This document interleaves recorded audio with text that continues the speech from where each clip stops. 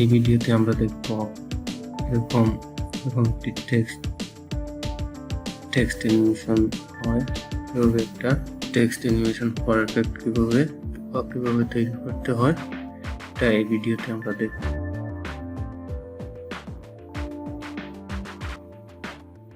এখন কভার করলে সম্পূর্ণটা আমরা HTML এবং CSS দিয়ে ডিজাইন করব।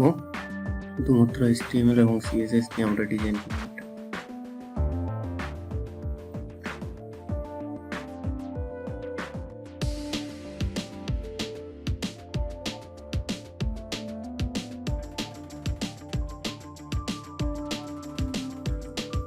এখানে আমি গুগল ফন্টটা লিঙ্ক করিয়ে নিয়েছি।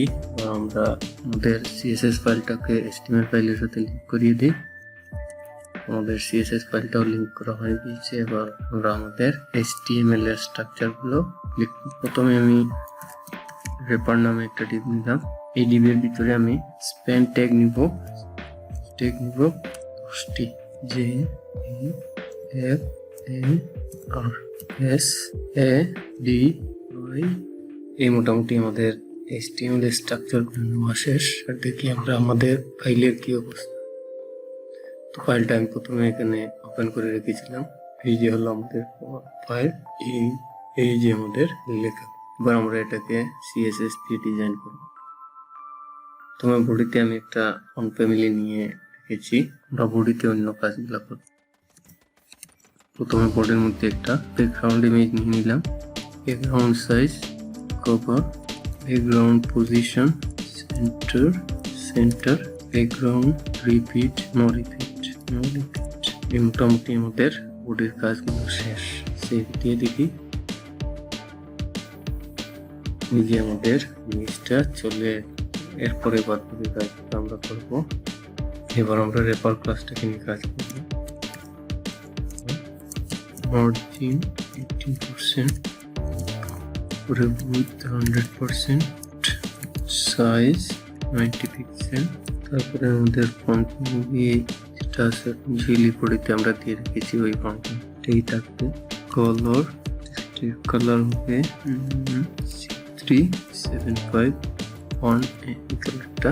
টেক্সটের line, centre, letter spacing 3 pixel, font width, transition হবে 0.87। এই মোটামুটি আমাদের রেপার ক্লাসটা নিয়ে কাজ করা শেষ। কি অবস্থা, এই যে আমাদের মোটামুটি। তারপরে আমরা কাজ করবো স্পেন টেকটা নিয়ে। অপসিটি হচ্ছে 0, ট্রানজিশন অপসিটি 2s, টেক্সট ট্রান্সফর্ম যে রিলোড দিলে লেখাগুলো চলে গিয়েছে। এবার ডট রেপারের মধ্যে যে স্পেনের ফার্স্ট চাইল্ড ট্রানজিশন ডিলে হবে 0.7s। আমরা 8s। তারপরে হবে ডট রেপার স্পেন চাইল্ড 2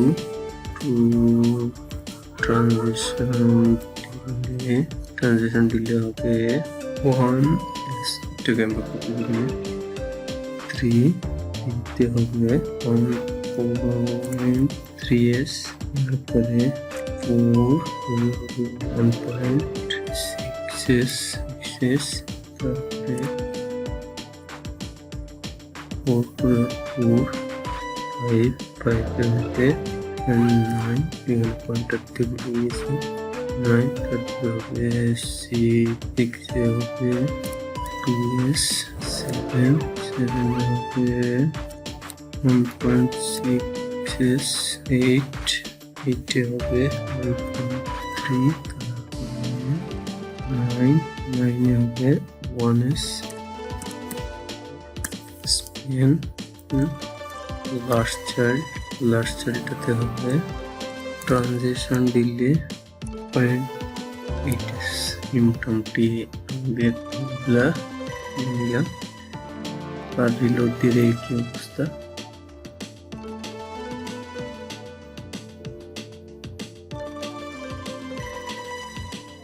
যে আমাদের।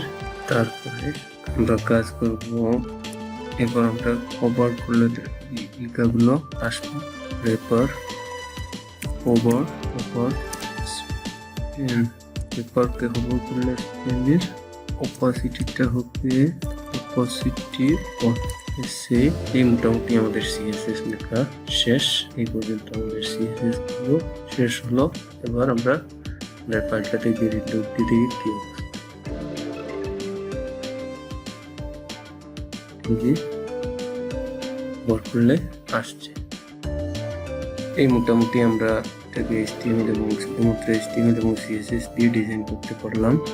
আপনারা দেখলেন কি কি প্রয়োজন হয় আমাদের। এরকম একটা ফেডিং টেক্সট অ্যানিমেশন হোভার